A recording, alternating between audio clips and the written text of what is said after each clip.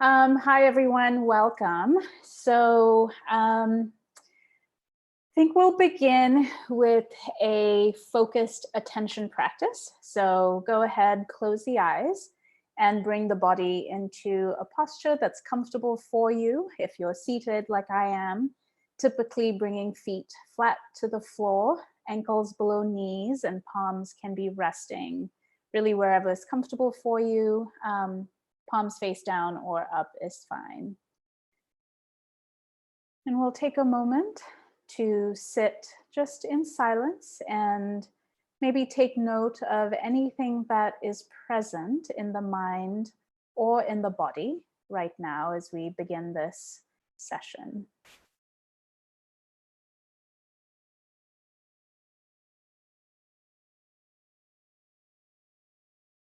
So noticing the quality of attention, quality of mind in this moment, the activity. Perhaps there's a lot of thinking happening, maybe some challenges with focusing and narrowing attention. You may have come from some very busy making activities, as I have, and I'm sure Stefan has too. And so not trying to force attention, but gently creating this space to now start to harness attention.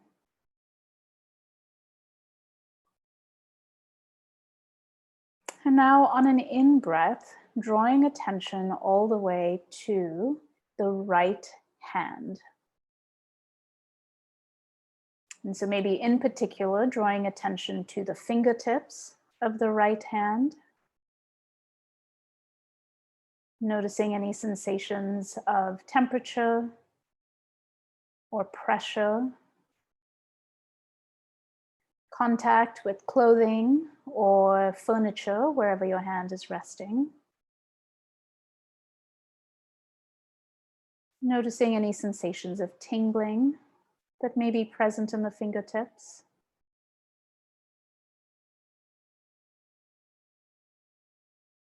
On an inhalation, expanding awareness to the rest of the fingers. So the knuckles up to the palm.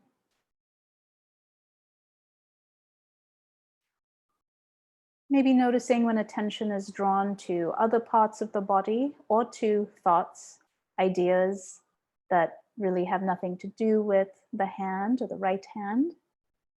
When you become aware of attention having been drawn to some other object, simply noticing that this has happened, and then very gently drawing attention back to the right hand.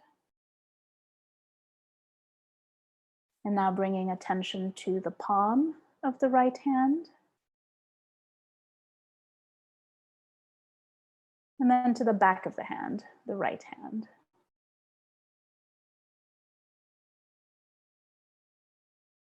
On an exhalation, letting go of this minute awareness of just the back of the hand. And on an inhalation, expanding attention to encompass the entire right hand. So fingertips, fingers, knuckles, skin, bone, muscles, palm, back of the hand.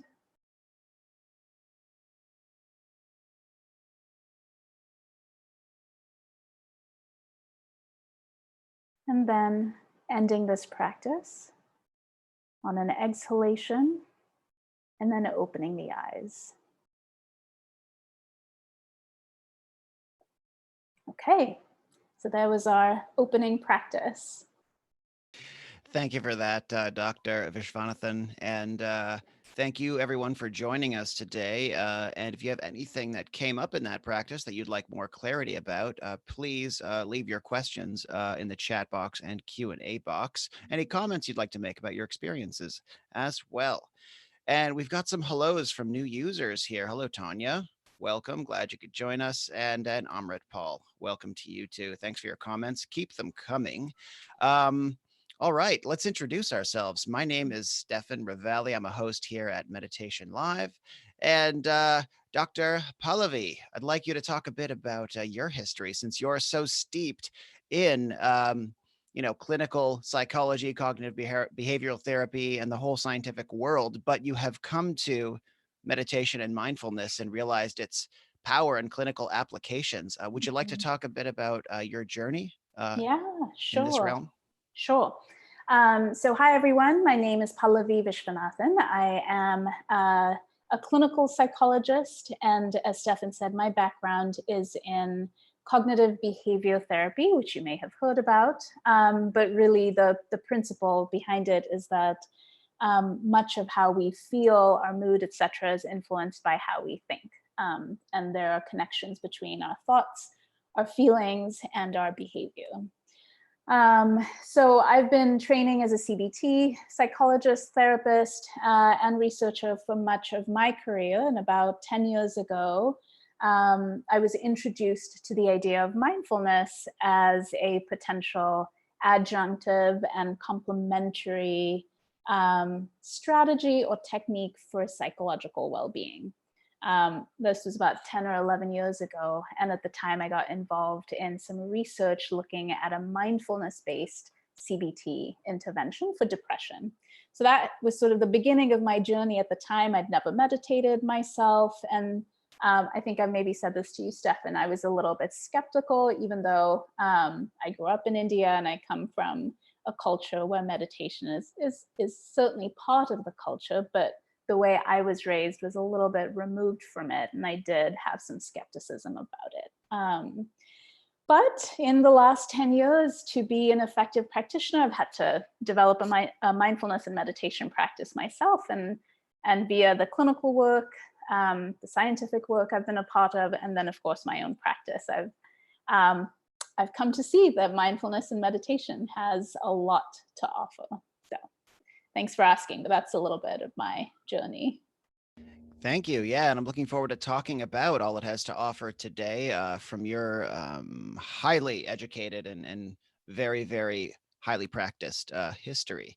And first, I'm going to pose a question to all of you.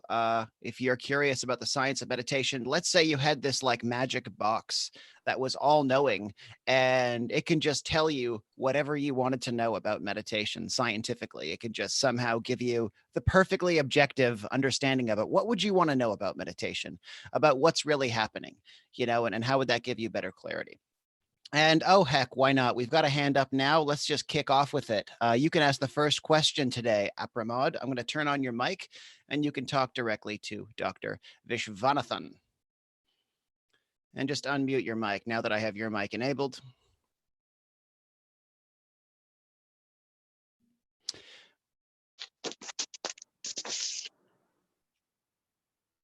All right, Apramod, Hello. you can speak to us now. Yeah, I don't know if this talk. Hello. Perhaps that was a mistake. We can turn off your mic again if that was an accidental hand up, and we'll continue the discussion. All right, so I guess it's my turn. How has science helped give us more clarity about how meditation works? I know that's a broad question, but if you could think of some like major advances in studying meditation and getting greater clarity on it. Yeah. Yeah, it is. It's a big question, but I think it's a really good question because, everyone's aware of that there's a lot of scientific examination of meditation and mindfulness, but I don't know that a lot of what happens in the scientific world really kind of gets to the public very easily. So broadly, I'd say that, the role that science plays is to examine good ideas. Science typically starts with taking theories, good ideas that seem to have some good sense, they make sort of sense, but then we want to see, do they actually bear out when we test them? And science has permitted a lot of different ways to test both what are the outcomes of meditation for individuals or groups of people, and also how do those outcomes come about. So in thinking about the different methods that the science of meditation has sort of utilized, it's everything from self-report data, which is essentially just asking you, saying, hey, do you meditate? If you do meditate, what do you think are the effects of meditation for you? And there's a lot we can get from that, but we also know that self-report can be biased in certain ways. So there are other methods too, like experimental data, experiments, and then also things like physiological research or data where we actually have people be meditating and then measure things like blood pressure, heart rate, skin conductance, all of these things that we know are responsive to stress. So I think the role that science has played is in starting to examine some of our ideas about how meditation helps us through a variety of different types of data. And the other one I would mention is also fMRI, or functional magnetic resonance imagery, which is what gives us a sense of what's happening in the brain when people are meditating. Right. Yeah. And, I guess our history of knowledge of meditation has been, more subjective, right? And a lot of self-reporting. One teacher says, this is probably going to happen because it's happened for me. And then a student does it. And if they have a somewhat aligned response, then that is, in a sense, scientific proof. But now we have these third-party instruments, and people are most excited about I guess what I've heard a lot about is electroencephalograms as well. And I guess it's similar to fMRI, and people love those because they get to see the brain light up. And how reliable have those been for us understanding what's happening in the brain during meditation? Yeah. Well, so that's a tricky question to answer, because I would say, and this is maybe the biggest misconception about the science of meditation, is that we have really solid science on meditation. And the reality is we have good accumulating science on meditation, but we're far from being able to make really broad, certain pronouncements about things. So with your question specifically, the kinds of brain imaging research that's conducted, it's very expensive. And as a result, tends to incorporate or involve studies with very, very small samples or with very few participants. So we're talking on the order of like 10 to 20 people, which is really not a lot. It's very useful research because it gives us sort of a baseline. It gives us some ideas. And much of what has been done is starting to be replicated and validated, which is important. You want to see over multiple studies that some of the same things you see in the first study continue to be seen. That gives us a sense that there might be something really strong here. But I think we still have a ways to go. I mean, we have, our humanity is made up of many, many people, and it's before we can say that meditation, quote unquote, works for everyone or works in predictable ways in the same way for everyone, we need a lot more data. Yeah, absolutely. No doubt. I mean, it's such a big, complex thing happening that's different for everyone, right? But in terms of what we can, get a sense of, or things that we can know, what have been some of the most sort of profound understandings and revelations of what meditation does with the mind and body?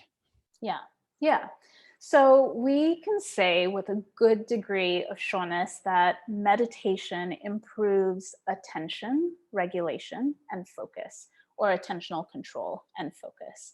So attention is a cognitive or mental faculty that we all have some degree of control over. And pretty consistently, we see that meditation improves our control over attention. This is important, not just because, so certainly people with ADD or ADHD might find that very useful information, but it's not just people with ADHD that benefit from better attentional control. So one of the other very consistent findings is that meditation tends to reduce activity in what is called the default mode network. And it's just a name to reference a variety of brain regions that are involved when we're not actively engaged in some task. And what we understand from research is that when we're not actively engaged in a task and the default mode network is activated, we're usually engaging in very self-focused thinking, meaning thoughts about what happened to me yesterday, what happened to me a year ago, what's happening to me now, what am I going to be doing in a day or so, in a year or so. we tend to be very, very self-focused in this sense. Just this is like a human thing. This is not anybody in particular. And one of the risks of this hyperactive or this very active default mode network is that if we start to have negative thoughts about ourselves, we can get really stuck. And that can influence how we respond to stressful events. It can contribute to anxiety, depression, contributes to physical pain, contributes to all kinds of other things.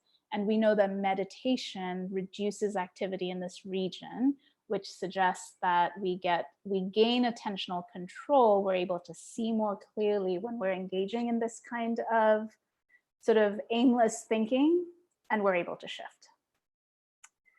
This is so interesting too, when you look at attention and focus, because a lot of people think of it as like functional or like performative, like, oh, I can work when I'm able to focus, but attention is everything, right? Like attention determines how we feel. If we have our attention on some like negative, sad story from our past, rather than, you know, something inspirational or something in the present moment or like other people, that is a radically different experience of life.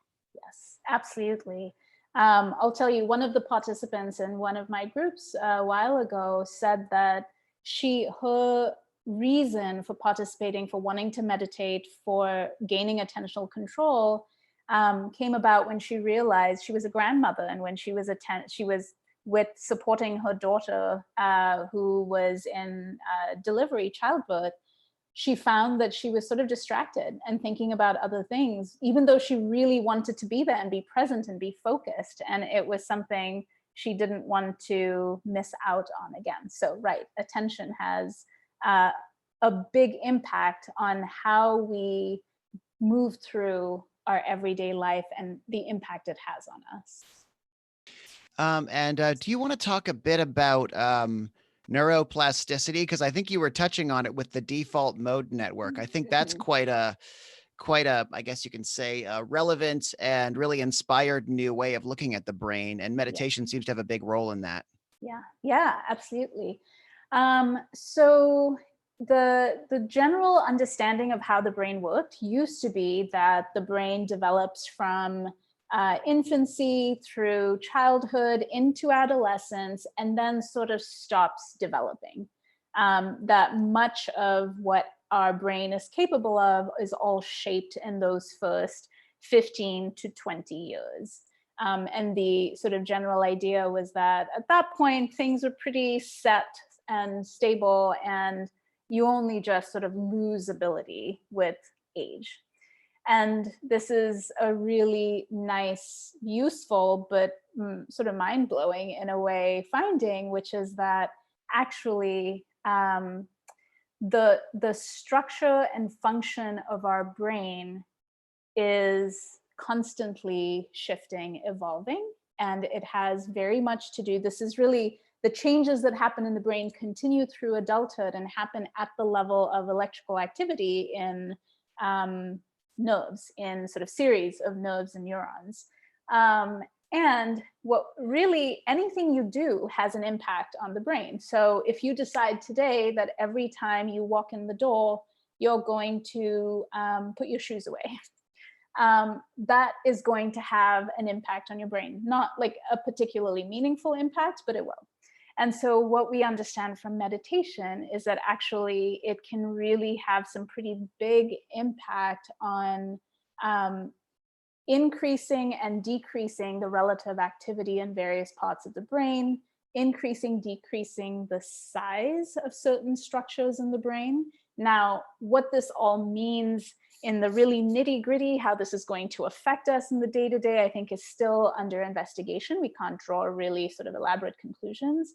But what it tells us is that our brains continue to be sensitive to influences in positive ways. And could one say that meditation mindfulness will make the brain kind of better at intelligently evolving and reshaping itself? Yes, absolutely. If we think about what we've already talked about with attention, but we also know, for example, that loving kindness meditation increases people's empathy, feelings of generosity, reduces implicit bias. So these are all changes that are happening at the level of, at a really fine level in the brain. And these, I think most of us would agree, are good things. Yeah, I agree. That's why I meditate. Yeah, the impact has been profound on my ability to adapt and grow. All right, we got questions here, and we are actually at time, so we're going to go into bonus time now for anyone that doesn't have to go. Great questions coming up. So from Rambabu here, we've got, how is mantra meditation different from mindfulness in their outcomes and capacities developed? So mantra meditation, I would say, is a focused attention practice. So it really, what we know, and I think it's quite possible that there are things we don't know yet, and it has other effects as well. But at minimum, we know that just like the practice we did at the beginning of this session, where I had us focus attention very sort of narrowly on sensations in the right hand, it's a similar practice in the sense that it narrowly focuses attention on one object of meditation. So a mantra could be a singular object, the breath could be a singular object, or a particular part of the body could be a singular object. And so we know that it is similarly, it influences positively attentional control. At minimum, there could be other things too that we just don't really know yet. All right. And another question about Babu, is meditation only about brain physiology? What's your take on spiritual aspects like love, divinity? Do you think they are only physical? Big metaphysical question. Quick, you've got 2 minutes. I would say that, I suppose I would just say, I don't know. And I think that I am probably more of a scientist than I am a metaphysical person, and I don't mean that to suggest that I don't think there's a lot of value in the metaphysical sort of and the spiritual side of things. I actually think that meditation of any kind has a strong, powerful, beneficial spiritual component, whether we're completely aware of it or not. But I think that's where we get into the limitations of science, or at least for right now. Maybe our methods will improve. That's a great perspective. If only every scientist could understand, the limitations of the scientific perspective and is willing to say, I don't know. Hey, let's keep looking, That's awesome. Okay, I guess I want to add a quick follow-up to that. Then I'll pass things over to you to close things off, because Rambabu asked a great question about brain psychology. A lot of us think about meditation in terms of the brain, but our whole body is probably affected by it. Do you have any research you want to talk about in terms of its relationship to the whole physiology? Yeah. So, the research I'm most involved in that is relevant here is research on pain, which most of us think of as being a very physical, like bodily experience. And what we are learning is that it's all very integrated. So it's really much harder to separate mind and body now than, our early philosophical forebears led us to believe. So, and what I mean by this is pain, what we used to think of is something that happens at the level of skin or at the level of a muscle, that there are these pain receptors there, and that sends signals to the brain, and that's how we know we're experiencing pain. It turns out that there's no such thing as a pain receptor. There are certain skin and tissue level, there are receptors that sense things like temperature, pressure, but these then engage and interact with a variety, numerous parts of the brain, in order for messages to develop or ideas to develop around, is this dangerous? And then that message tends to then determine our felt or psychological experience of this as pain. So I think pain is a really good, which is not to say that pain isn't painful. It is. No, for every one of us, pain is really painful. And the fact that it's quite psychological is not meant to minimize that, but more just to point out that this mind-body distinction is not really so useful to us anymore. Wow, that's a topic in and of itself, right? The mind-body connection, total mind-body intelligence, and how we don't have the border between, mind over here, body over here. It's one integrated Yes. system that Yes. meditation, I have found plays a huge part in mending. But we only have a few minutes left now, so we can't crack into that, though I'd love to. I'll pass things over to you now if you want to end with a closing practice, Doctor. Yeah, sure. So we started with a focused attention practice, and we'll end with an open awareness practice. So once again, closing the eyes and then taking a moment to ground one's attention. So noticing the points of contact between body parts of the body and the floor or the chair. And then on an inhalation, expanding awareness to encompass all parts of the body. Allowing any stimulus or any experience to come up, enter into awareness, observing this for as long as it sticks around, and then watching as it moves away or decreases in intensity or is replaced by something else.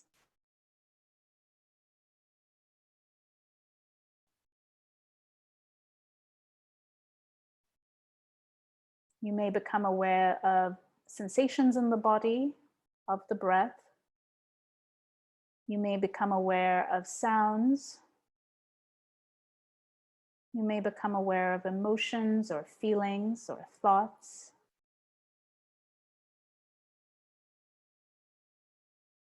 Holding whatever arises in the bowl of awareness.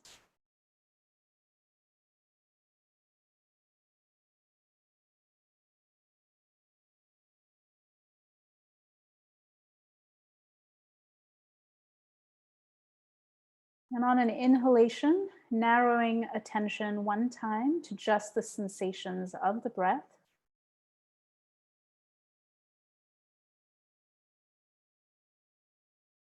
And then ending the practice on the exhalation and opening the eyes. Thank you, everyone. Have a wonderful day, and we look forward to seeing you again the next time. Bye for now.